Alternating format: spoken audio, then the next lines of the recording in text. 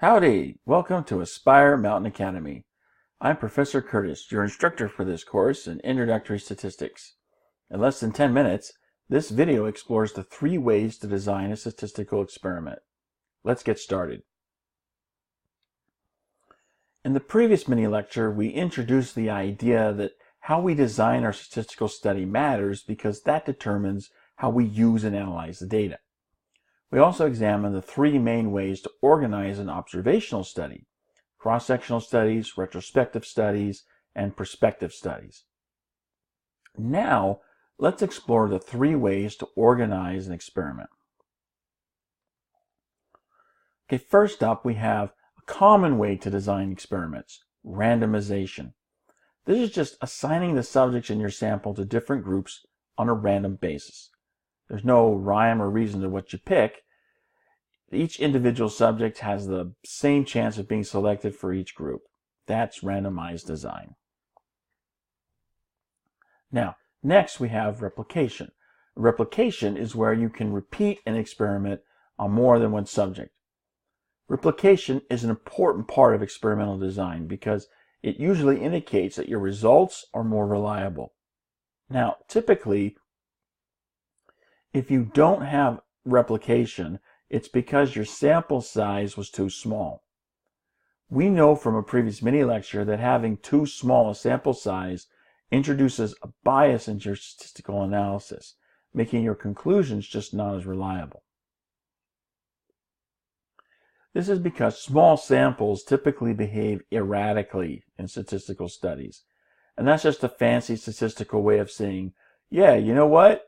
You don't have a lot of numbers here, so they tend on average to have more variation or a greater amount of spread between them. Larger groups of numbers tend to be collected around a central value and have less variation. We'll actually get into that in a future mini-lecture. For our purposes here, the problem of having more variation is that it disguises the effects of different treatments, and that thwarts the whole purpose of conducting an experiment to begin with. You know, if you can't tell the difference between a control group and a treatment group, then you'll wrongfully conclude there is no difference when in fact there is. So, make sure your sample size is large enough. In a future mini-lecture, we'll go over how to calculate the minimum sample size you need for your statistical study. Now, another way to ensure that you have replication is through randomization. So make sure your samples are randomly selected. Random sampling promotes more representative samples, and more representative samples lend themselves more to replication. You've probably heard of this third type of experimental design, especially if you've ever heard of, the term double blind. Well, blinding is simply saying that you don't know whether or not a subject has a treatment or a placebo. This matters because you want to be able to tell if the treatment caused any improvement in the symptoms. There's 2 different levels on which blinding can occur. On one level, the subject doesn't know, and on the other level, the experimenter doesn't know. Hence, a study that's blind on both of these levels is called double blind. And these are actually the more reliable studies because each level of blinding eliminates an element of bias in the data set. If you know you've got a sugar pill instead of the real thing, just that knowledge of knowing can influence the results because the mind can have a powerful effect over the body. And if the researcher knows who gets what, how he or she interacts with the subject might change, and any astute subjects might pick up on those changes and discern whether they have a treatment or a placebo. So double blind is really what you want to go for because it eliminates more of that bias all around. Now, when designing your experiment, you want to keep in mind the effect of variables within your design and try to control those effects as much as possible. It's all about eliminating bias coming from variability. You could have a completely randomized experimental design in which you just randomly assign subjects to different groups. You could have a randomized block design in which you form different blocks, very similar to the stratified sampling that we saw earlier. You form blocks and then assign a treatment to random members in each block. You could use a matched pair design. Here you compare two treatment groups using subjects that are matched in pairs. The subjects in each pair share some characteristic or type of relationship. A common example of matched pairs involves studying husbands and wives. Each member of the husband group is paired with a unique member of the wives group. Finally, you could employ a rigorously controlled design. Here you assign your subjects to different treatment groups so that each treatment group is similar in ways that are important to the experiment.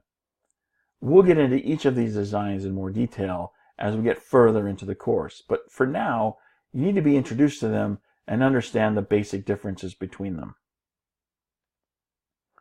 Okay, to help us cement those differences more in our minds, let's engage a brief activity in which I give you an example and you tell me what type of experimental design we have. Here's our first example. Lisinopril is a drug used to lower blood pressure. In a clinical trial, blood pressure levels are measured before and after treatment with lisinopril. What experimental type do we have here?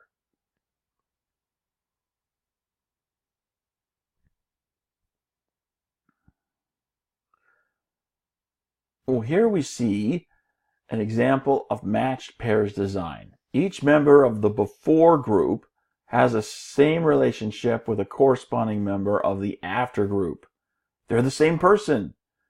Before and after data collection is a common type of matched pairs design. Keep that in mind because you will see that again.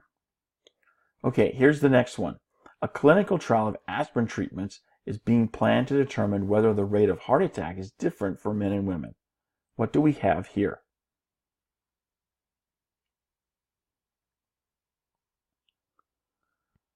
Well, I hope you said randomized block design. You've got different groups, men and women, which form blocks, and then you're randomly choosing from each of those blocks.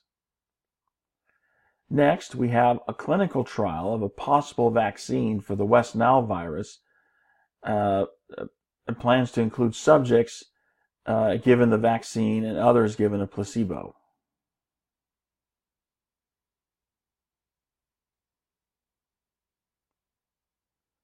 Well, this is completely randomized design. Who gets put into each group is entirely random.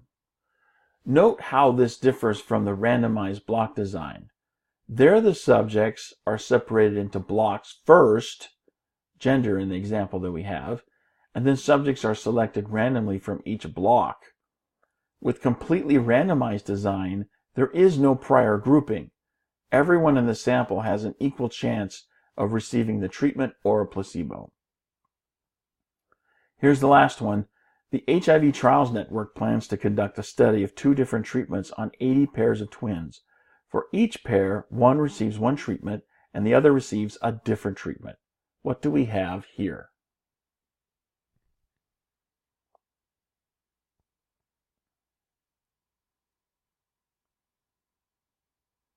Well, here again we have matched pairs design.